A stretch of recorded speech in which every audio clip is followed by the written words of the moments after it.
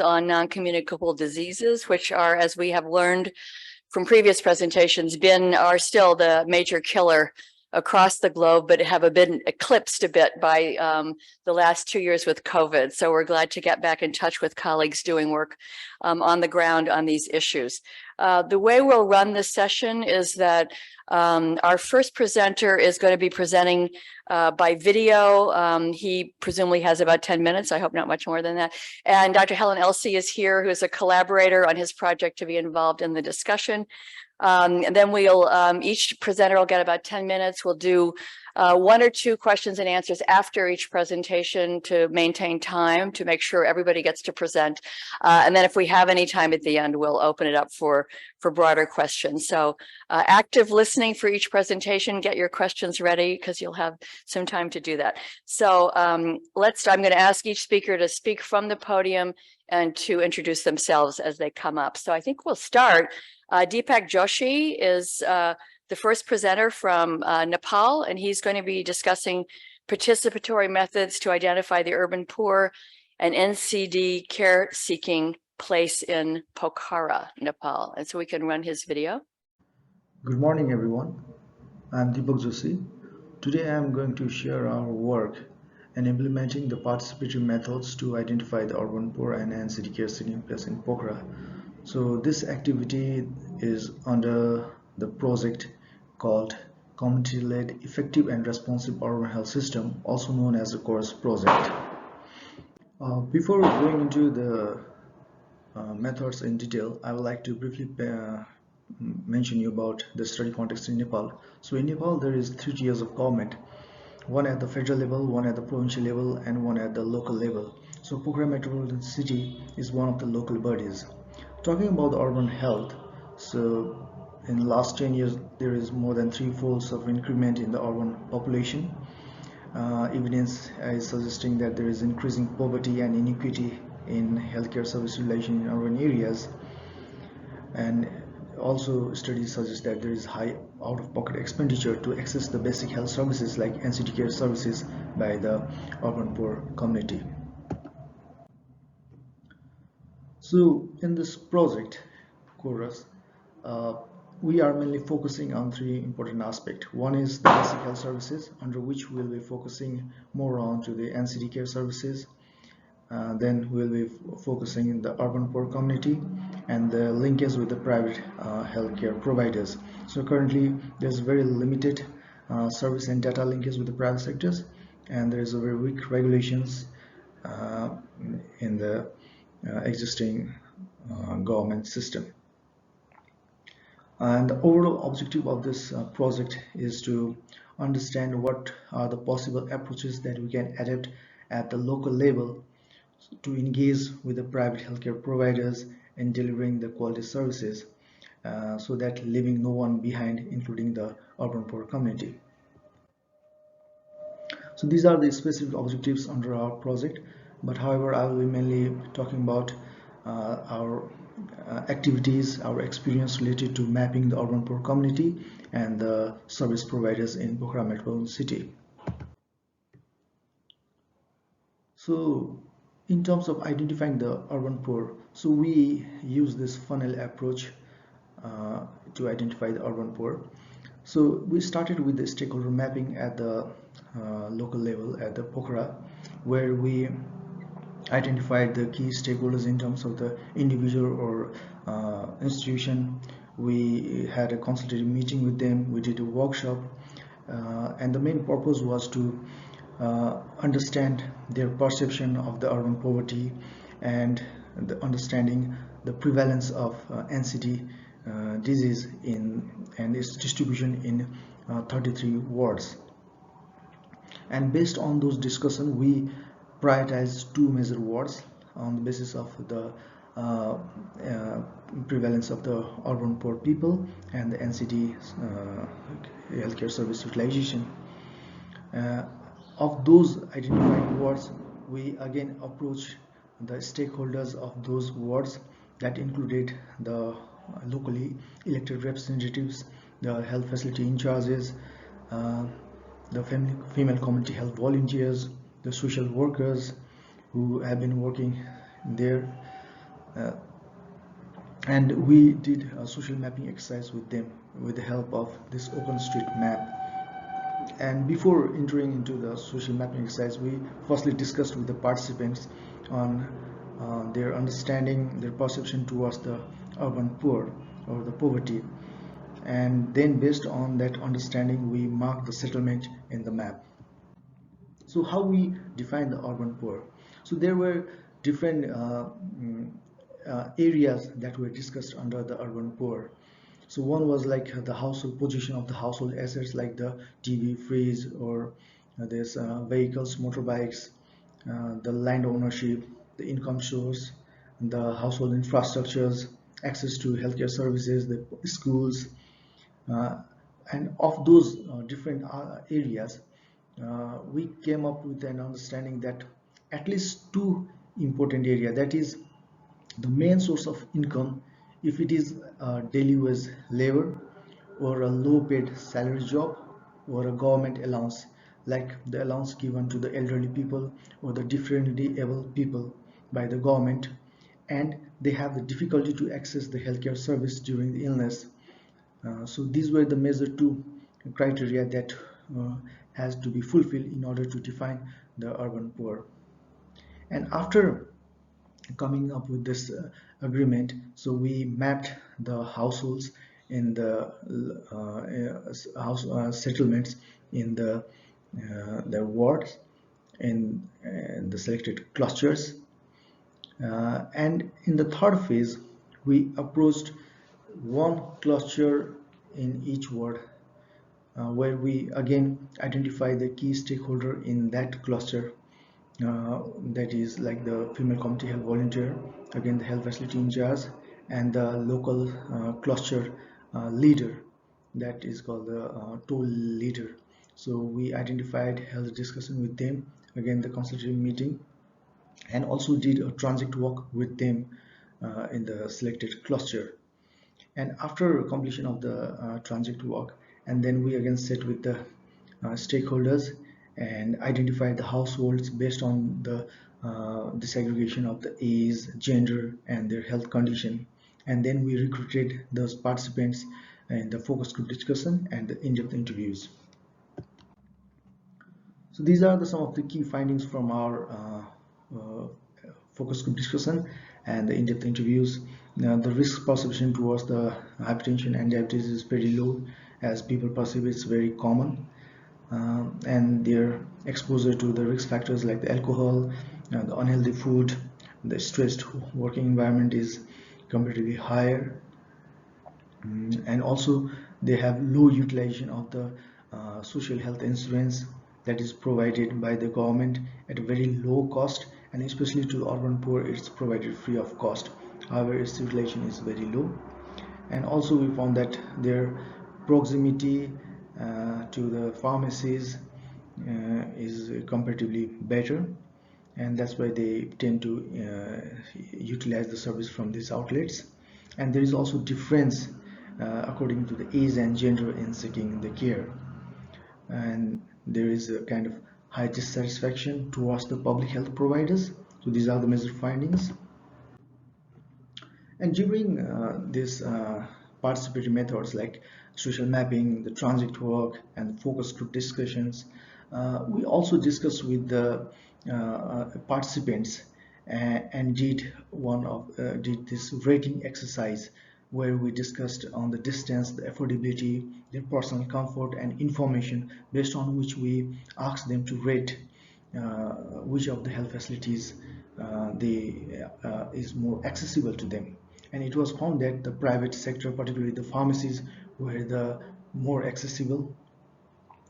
It is mainly due to their proximity, the community linkage, as the shopkeepers, they mostly belong to the local neighborhood, and also the responsiveness. As I remember one of the participants mentioning that it was already like in the evening 8 or 9 p.m. she had a severe headache, and by that time the public facility was already closed, and she made a call to nearest pharmacy shopkeeper, and he responded quickly. He come up with the medicine as he was living nearby. And in most of the instances, like even when they don't have money, they offer them medicine on a credit basis. So in this way they have a more trust and access to the pharmacies. Whereas in the public health facilities, like which are opened from 10 a.m. to 5 p.m. So these service hour also coincides with their working hour, particularly like the daily wage labor or the person who goes for the job.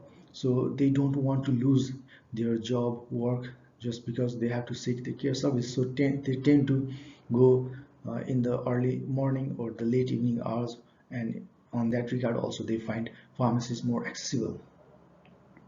And also we did GIS mapping of the service outlets and the slum settlements, where we coordinate with the city level stakeholders, the municipality officials, and also at the ward levels officials, so that we don't miss any. This is the heat map that shows the distribution of the slum settlement in Pokhara city. This is the distribution of the public health facilities according to the slum settlements. As we see that urban health clinics are more in numbers in these slum settlements. And this is the distribution of the private health facilities, particularly the polyclinics and the clinics are in the nearest distance to the slum settlements. And this is the distribution of the pharmacies. There are altogether 660 health facilities in the Pokhara city, of which 353 were the pharmacies. And besides the GIS mapping, we also did the health facility assessment, including the pharmacies. And of the total pharmacies, nearly 80% of them were delivering either diabetes or CVTs or both related care services, besides the dispensing of drugs. And of those pharmacies providing the services, 42% of the healthcare providers had the paramedics background. The same background of cadres are delivering the pain package from the public health facilities. The pain package is the package of essential NCT care services that was developed by WHO and has also been adopted by Government of Nepal. Now coming to the concluding remarks, so we found this social mapping exercise as an effective tool to identify the urban poor households using this funnel approach. As urban poor mostly rely on pharmacies to seek the service so it becomes important for the local government to engage with them. And there is this social health insurance which is provided free of cost to the urban poor people, but still it's not in reach of them. And there is a weak coordination among the different tiers of government and within the municipal stakeholders, and there is a weak formal mechanism to identify the urban poor people in the community.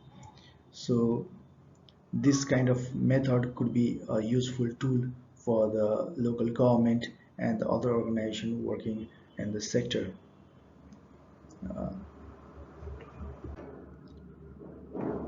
Thank you all. Any questions and queries are welcome. Thank you. Okay, thanks. We're back. Very good, because the other speakers are coming up. All right. Anyway, well, thank you, Helen. And I think this issue of pharmacy, since we have a number of presenters from this region, is going to come up again. We probably want to spend a little bit more time on it. So let me invite Santhushya Fernando from Sri Lanka to come up and be our next presenter. Thank you.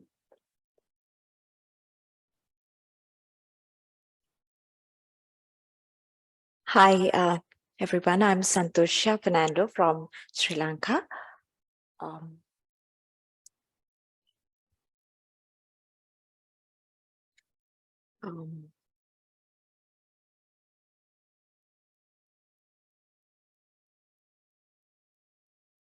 Okay, so the research findings that I am presenting today is on the prevalence and clustering of cardiometabolic risk indicators in the city of Colombo in Sri Lanka.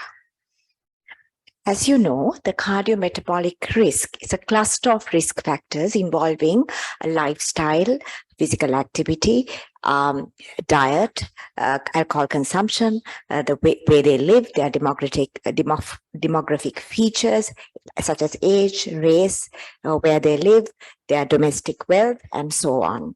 And these cluster of cardiometabolic risk factors give rise to cardiometabolic diseases like hypertension, diabetes, dyslipidemia, and obesity. But the cardiometabolic risk is a complicated thing because some of the cardiometabolic diseases are in turn risk factors for some other diseases themselves. For example, obesity is a disorder in itself, but also a risk factor for myocardial infarction or hypertension. So they exist in a complex system. So the objective of my study, our study, was to estimate the prevalence and clustering of four disorders: hypertension, diabetes, dyslipidemia, and obesity, and the factors associated in the Colombo Municipal Council area. The Colombo Municipal Council area is the most cosmopolitan and the urban and the industrialized part of Sri Lanka, with a population of 626,000 people compacted in a small geographic area. It has a lot of affluence and a lot of poverty. On a good day, on a good night, Colombo Municipal Council looks like this glittering image by night. Where there's a lot of nightlife, a lot of affluence, a lot of fun happening. But if you see the other pictures at the other side of this slide, by day, it can look like that too. So a lot of inequality, poverty, crowding, and underserved living conditions are found in the Colombo Municipal Council area. So the methodology of my study was a cross-sectional analytical study, and the participants were recruited to the study by a multi-stage clustering sample from the Colombo Municipal Council area. A calculated sample of 1,350 participants were selected between the ages of 35 to 64-year adults. A validated questionnaire, initially developed in India to capture the cardiometabolic risk-related lifestyle called the CARS, was validated to Sri Lanka before using it on the Sri Lankan study sample. And as a part of this study, GIS location and clustering of the risk lifestyle factors and factors associated and the cardiometabolic risk outcomes were also plotted as a part of this study. So the data generated were on the prevalence of hypertension, diabetes, dyslipidemia, and obesity, and also the factors associated were also collected and mapped, which were the socio-demographic features, the physical environment, lifestyle, such as smoking, physical activity, diet, and alcohol. The serum tests were done to measure the fasting blood sugar for diabetes and the fasting lipid profile for dyslipidemia. So the prevalences were calculated and the significant risks were calculated by bivariate and multivariate analysis. And the GIS mapping was done by using a software called the ArcGIS software. And the outcomes such as hypertension, diabetes, dyslipidemia, and obesity were mapped. So these data were layered on the GIS mapping system, where they were layered on top of each other to find the collated risk in these administrative areas within the Colombo Municipal Council area. So the area level distribution, therefore, were depicted through GIS as well. So the prevalence results were hypertension 42.3%, diabetes mellitus 28.1%, dyslipidemia 63%, obesity 58.9%, very high rates compared to the national averages. So the factors that were statistically significant for hypertension, diabetes, dyslipidemia, and obesity were for hypertension, male sex, older age group of 55 to 64 years, and inadequate physical activity. For diabetes, it was the age category of 45 to 54 and the more ethnicity. For dyslipidemia, it was male sex and unsatisfactory domestic wealth. For obesity, once again, the more ethnicity and inadequate physical activity were found to be statistically significant. When we come to the GIS data, there were many maps that were created through data analysis. I will not present all of them here, but we generated risk clustering for each factor and each outcome that we measured in this study. So 4 clusters, risk clusters, consistently emerged as a risk area for all the 4 disorders and all the factors associated, namely Modara, Matakulia, Madampitia, and Lunupokuna. Within these municipal council, the Gram Niladari divisions or the administrative areas, there was yet more clustering within that administrative division as well. So we could kind of pinpoint where within an administrative area within the Colombo Municipal Council, where it was actually in real time clustering. So coming to discussion, there's a high prevalence of hypertension, diabetes, dyslipidemia, and obesity. And I must also mention here, the response rate for this study was 94%. And out of that, over 70% people who consented to taking part in this study were belong to the poorer groups of society. So we can actually infer that in this study that these very high prevalences we saw probably originated from the poor and the underserved. And the risk in lifestyle disorders were depicted in clusters. We could identify the clusters, and the preventive action can target the geographical risk pockets in the Colombo Municipal Council area. That's all from me.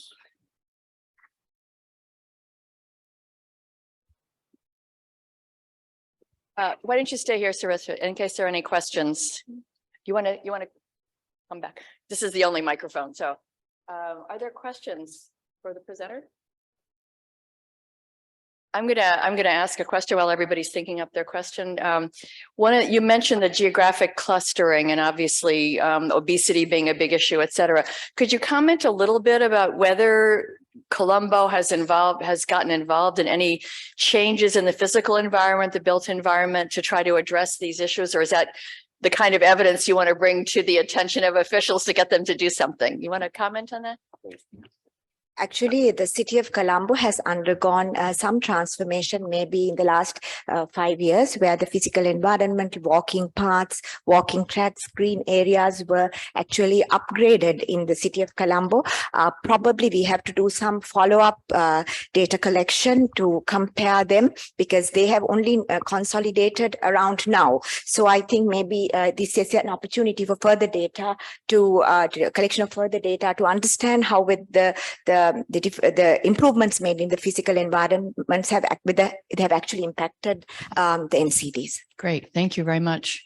Any other questions? Okay, we'll move on. Thank you. Maybe at the end. Thanks very much.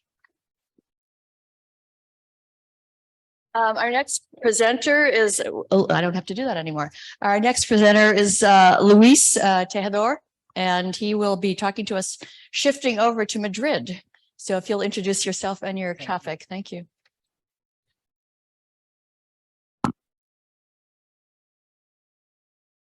Well, good morning, everyone. Thank you for being here and for sharing your time attending our communications. My name is Luis Cereijo. I'm working Universidad Alcalá here in Spain and in the RMIT University in Melbourne, Australia. And well, let's go with the presentation. Firstly, as all of us know, built environment exerts a great influence on population health, and especially the field that we study about physical activity environment.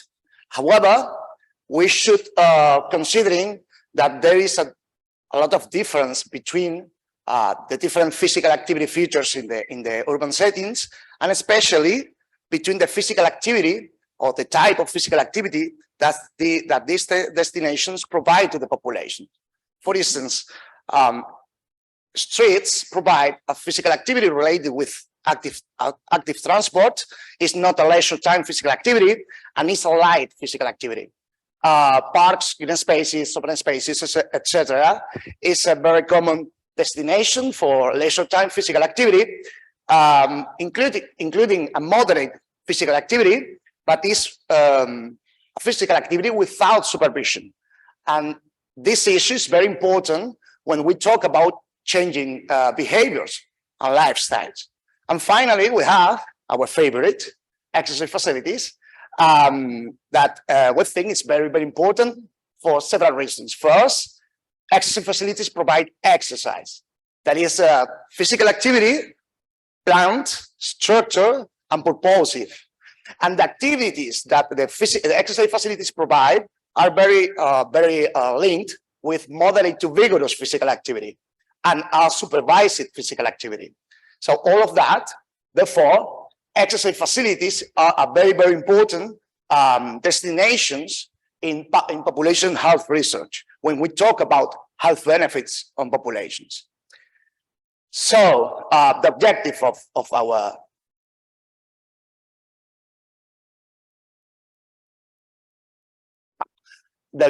our study was to analyze the associations between availability of this type of destinations, exercise facilities, and incidence of type 2 diabetes and microvascular, macrovascular complications, what are disease very, very important linked with physical activity as a risk factor, and to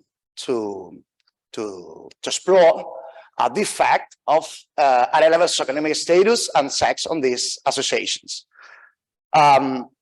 For that, we count on a sample size of 1.2 million people from Madrid, from 40 to 75 years, which represents more or less the 95% of the total population of this age group. We divided the entire sample size into two subcohorts. One, with only the people without type 2 diabetes diagnosis at baseline to assess the analysis for incidence of type 2 diabetes. And another one, the cohort B, with people with diabetes at baseline, but without any microvascular, macrovascular complications diagnosis. We used electronic medical records on a population-based retrospective cohort. As we said, the first outcome was type 2 diabetes. When we talk about macrovascular complication, we're talking about ischemia, cardiac ischemia and stroke, and microvascular complication are retinopathy, nephropathy, and vascular peripheral disease. To assess exercise facilities availability, we use geographic information systems, and we carry out a 1,000-meter street network buffer around each dwelling, more or less 200,000 dwellings in the entire city of Madrid, and count every exercise facilities within each buffer. Finally, statistical analysis was a Poisson regression models with robust standard errors to assess relative risk of each outcome. And then we carry out the same analysis with interaction term, with tercets of area level SES and sex, and all the analyses were adjusted by population density and age. Firstly, we found in the first analysis that there is an association between exercise facilities availability and incidence of type 2 diabetes, microvascular complication, and macrovascular complications. However, when we introduced area level SES in the model, we found a significantly reduced of the association. Therefore, we decided to explore if could be an effect modification by area level socioeconomic status. And in the stratified analysis, we found this. Those people, the red point, the highest red point, those people with living in areas with the lower level of exercise facilities availability and lower SES have the stronger association between exercise facilities availability and incidence of type 2 diabetes. And we can see how the association decrease as the area level SES increase. So we can see a clear effect modification by area level SES in overall people and stratified separately men and women. On microvascular and macrovascular complication, we also can see that people with lower availability of exercise facilities have a stronger association between exercise facility availability and incidence of microvascular and macrovascular complication in low CS areas. However, the results in gender and medium and higher CS are not so clear as in type 2 diabetes results. Finally, as conclusions, areas with low availability of exercise facilities show higher incidence of diabetes and its complications. This association is even stronger for neighborhoods or areas with a lower socioeconomic status and for men.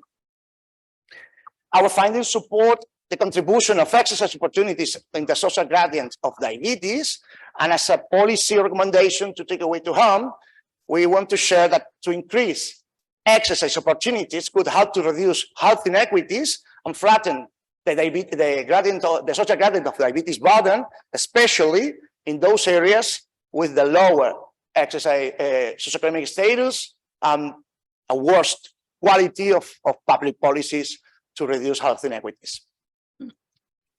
Thank you very much. Very well done. Right on time. Do we have questions for Luis? Yes. Please just identify yourself and Mike is coming and ask your question.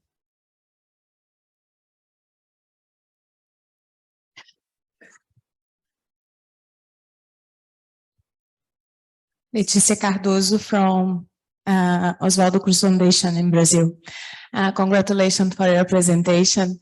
And I would like to know if these physical activity facilities are public or paid ones, because for me, it's, I don't know if there is some public ones in Madrid. And another thing that I thought, did you adjust for green areas in the buffer or parks or something else? Okay, thank you. Okay, thank you for your question. Yeah, we analyze all the exercise facilities. Our definition to understand a lot is more or less fitness centers, gyms, etc., and are public, private, low-cost facilities. And one term that we create is sessional facilities, that are those facilities where when you pay per session, like Pilates, etc. So all the exercise facilities in the city. And the second question, yes, is our next step, is to try to understand how interact exercise facilities, public open green spaces, and walkability together in health inequities through physical activity and exercise specifically. Thank you. I'm going to take one other question. Thank you very much. Manuel Franco, also from Madrid. Thank you, Luis, for your presentation. After seeing the presentations from before, dealing with chronic diseases, diabetes from very large places far away in the world for large cities, and then coming back to you in Madrid, what you were able to show, it's a very interesting example of this, what we call equigenic effect. So the fact that these contextual characteristics of our cities may help reducing health disparities, which is something that is a big goal of what we do. Why do you think exactly in Madrid that happens, or how could that have happened, and what can you tell us in this conference? Yeah. Well, exercise facilities interact from a very strong way with individual socioeconomic status. Those people from low SCS areas, we can expect that they have a worse state of health. So the start point is worse than the rest of the people in the city. We should clarify that our results talk about the association between exercise facilities and incidence of type 2 diabetes. So I think that our results express that those people with a worse state of health, and talking about health, talking about a lot of things, need the most exercise providers, they are the people where we have to put the focus of public policies, especially sport policies, and provide them the most capacity to provide exercise from the public institutions. They need more exercise opportunities than the people from high SES areas. Okay, great. Thank you very much. Okay, thank you. Come back at the end. All right, and now we're going to move to Latin America. This is certainly a global panel, which is great. And I'm going to invite Dayan de Oliveira to present.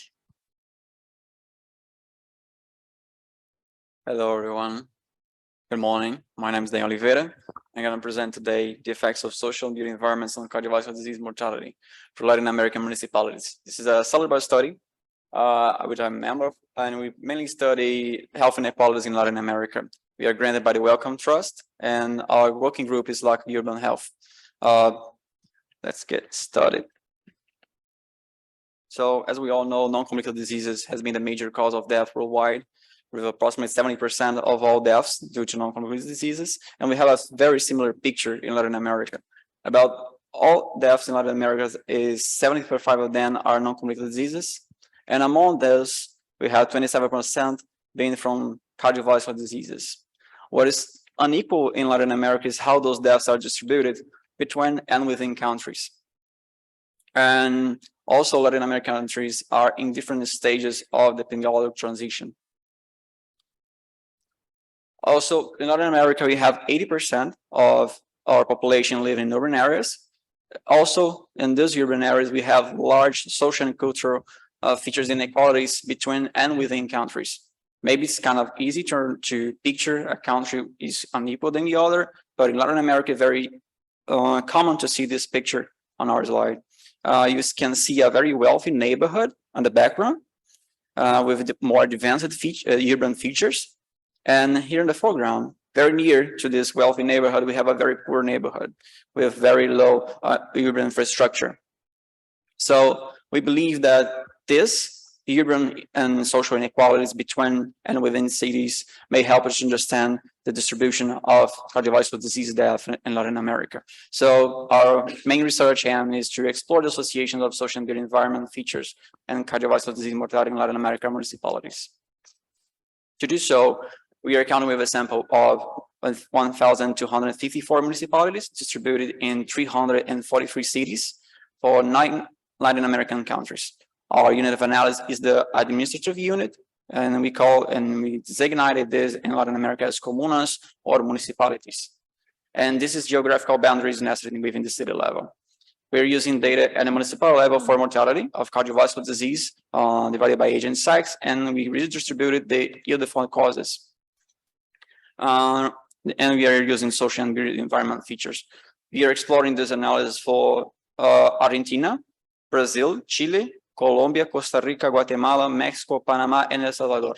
We are trying to use the most updated data we are available with. So mainly we are using data on 2016, except for El Salvador, we have information on 2014.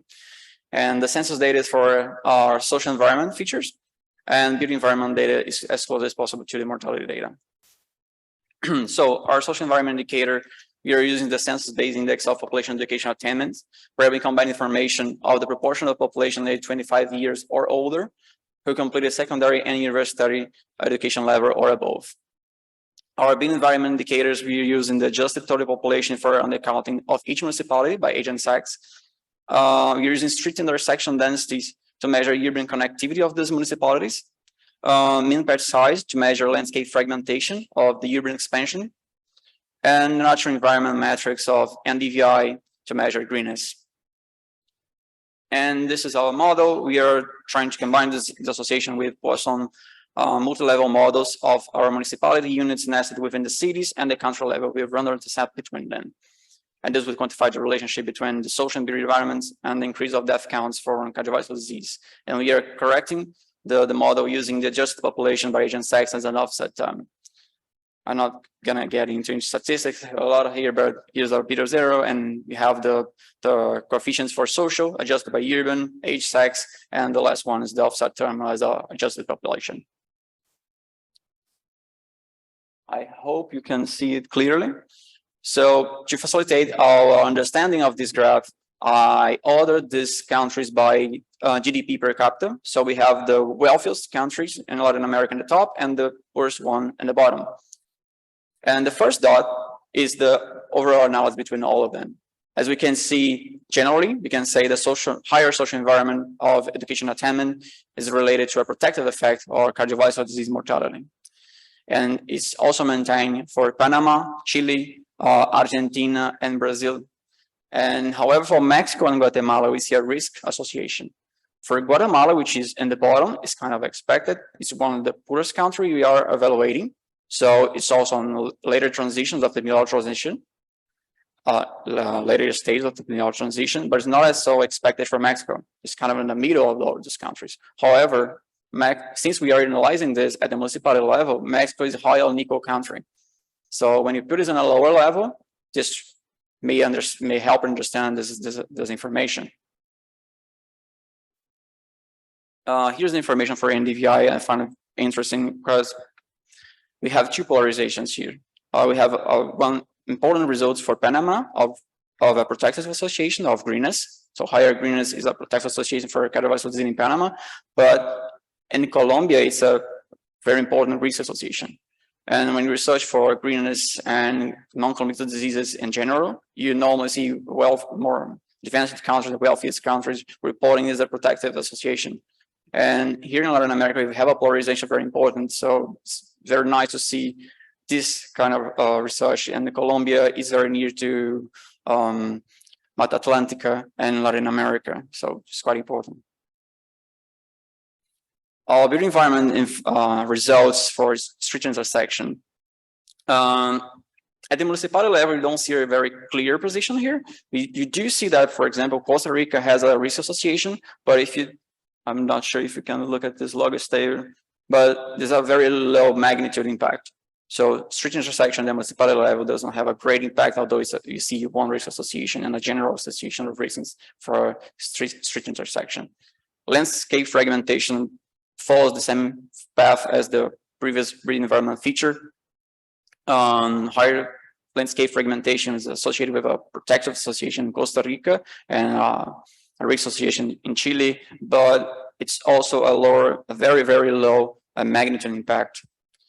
And it's interesting to say that although we did not find a great impact for built environment on the municipal level, there are students at Salón at the city level that found major impact for those features.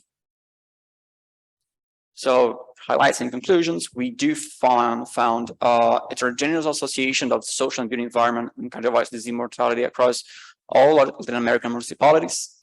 We have the higher education attainment are related to protective associations in Latin American countries in the advanced stages of the epidemiological transition and risk association on Latin America with countries with earlier stages of the epidemiological transition.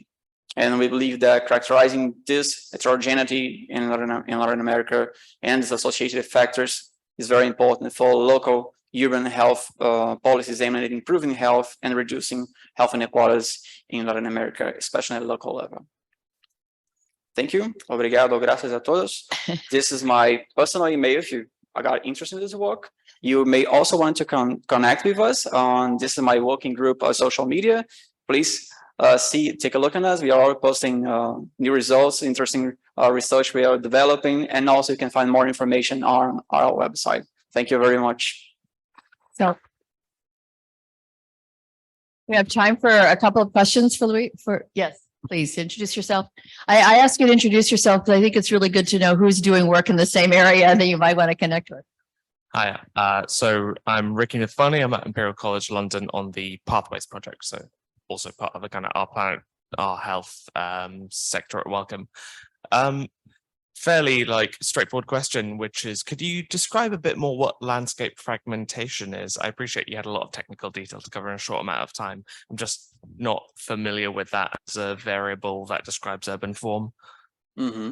Well, landscape fragmentation is how urban expansion is moving forward. So you urbanize area and you reduce green area. So it's kind of this way. It's the advance of the urbanization and cities. So at the municipal level, it's harder to see an impact. But as I said in other Salón studies, when you look at the city level and you see how bigger and greater cities are becoming, this impact get higher.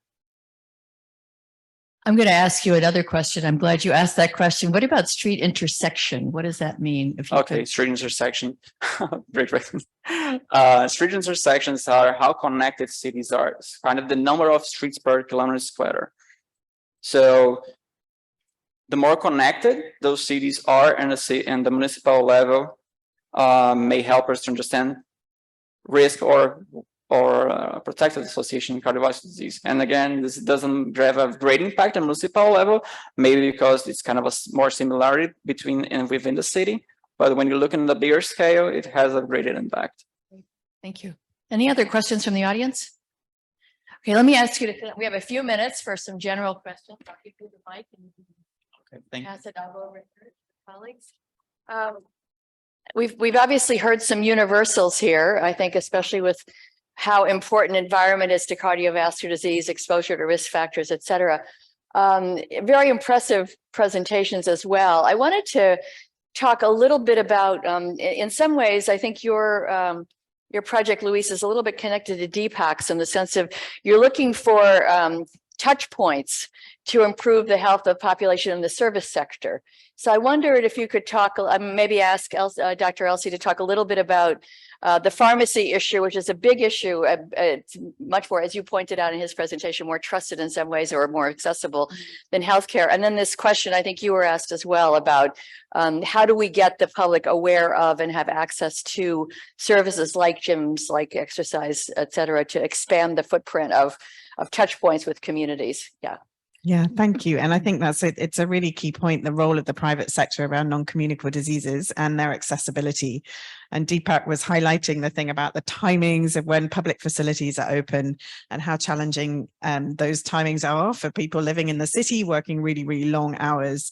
So obviously the lower socioeconomic groups are turning to what's available, what's close, what they can do within really kind of long working days and real challenging environments. So it's pharmacies, and that covers a whole spectrum of kind of really informal medicine providers right through to more kind of formal pharmacies.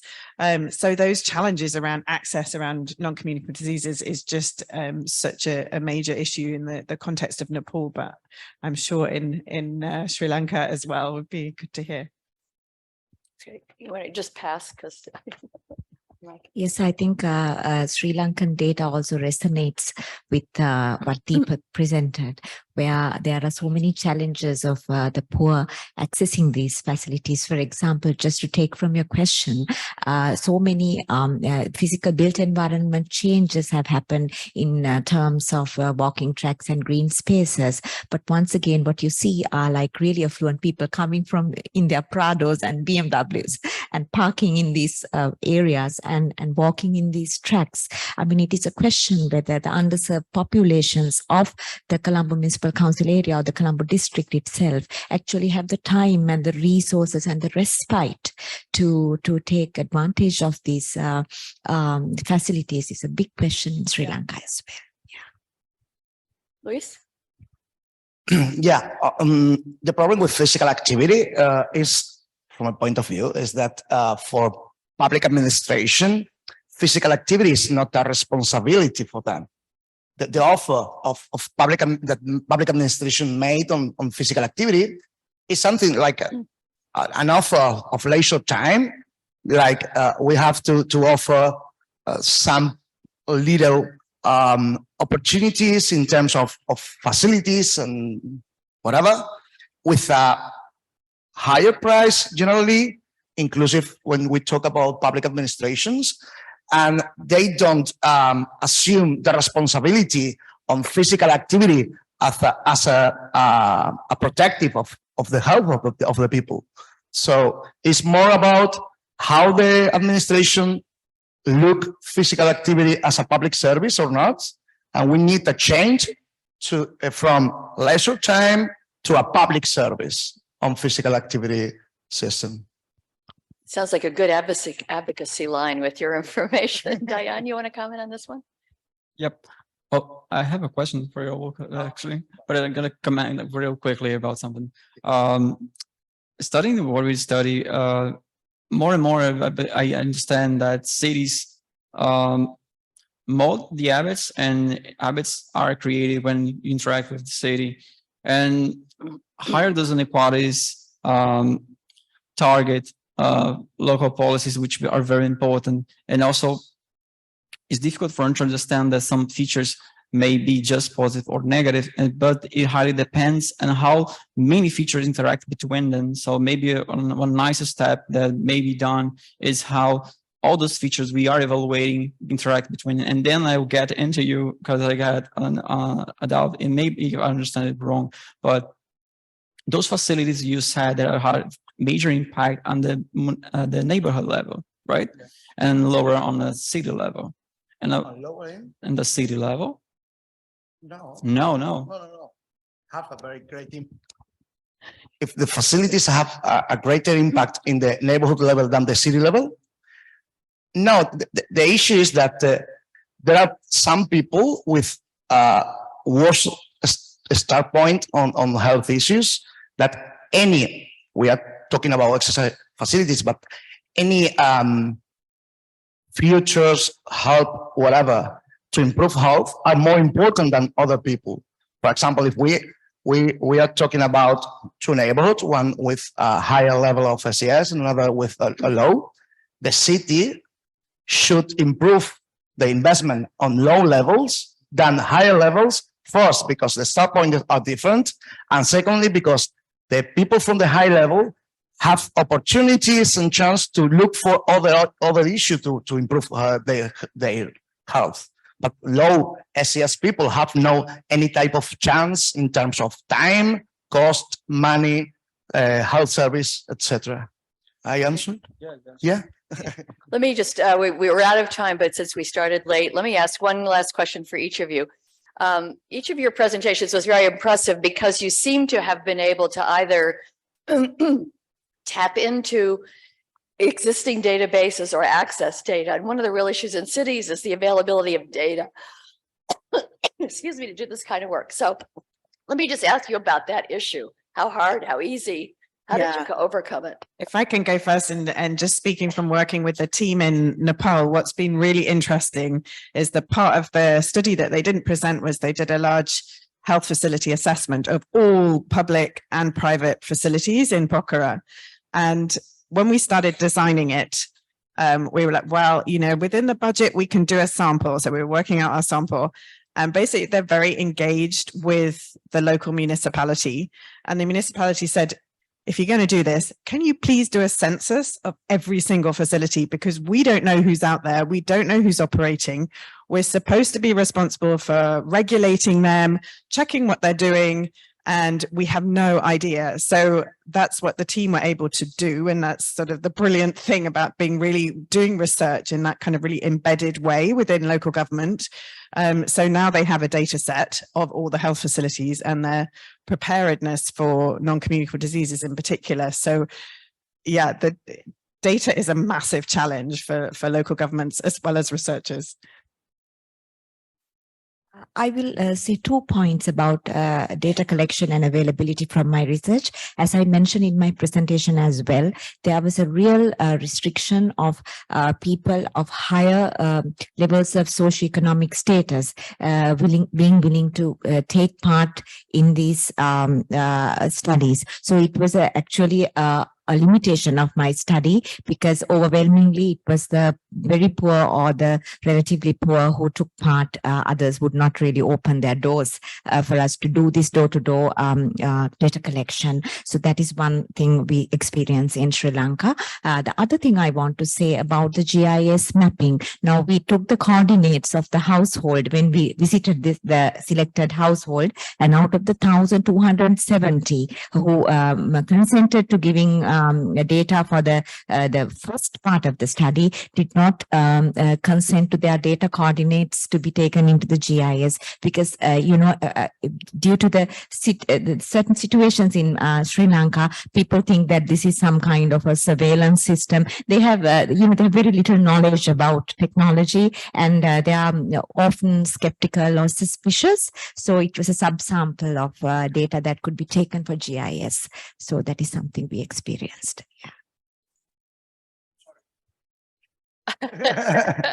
Data, the issue, any particular challenges about getting data? Just it's an issue in cities when people are trying to do this kind of work. From our experience, a very great opportunity that we have is to count on health electronic records of the entire population.